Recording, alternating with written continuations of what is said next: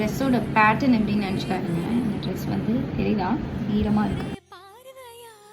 So இப்போ தான் கொஞ்சம் நேரம் ஏசியில் உட்காந்து கொஞ்சம் நல்லா காற்று வாங்கி கொஞ்சம் கூல் டவுன் ஆகிருக்கேன். ஆனாலும் ட்ரெஸ்ஸு ஈரம் போகுமா? ஏசியில் போகாது. கிச்சனில் வேலை செய்கிறவங்களுக்குலாம் கொஞ்சம் ரெஸ்பெக்ட் கொடுங்க. சீக்கிரமாக குட்டி குட்டி டிஷ்ஷாக இருக்கிற மாதிரி சாப்பிடுங்க.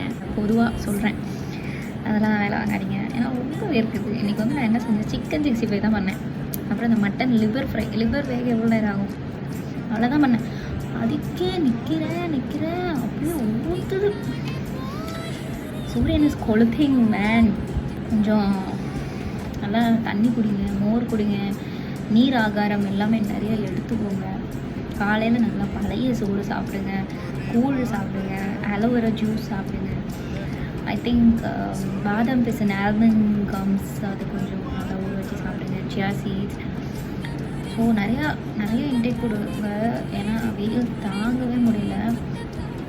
ஈவன் இந்த டாக்ஸ் எல்லாம் வெளியே பார்த்தீங்கன்னா கூட டாக்ஸுக்கு எல்லாம் கொஞ்சம் வெளியே தண்ணி வைங்க. தண்ணி வைக்கும்போது ஐஸ் க்யூப்ஸ் ஏதாவது இருந்தால் அதில் போட்டு வைங்க. ஏன்னா ரொம்ப பாவம், பார்க்கவே கஷ்டமாக இருக்குது. So that's it guys. சொல்லணும்னு தோணுச்சு திடீர்னு. So bye, take care.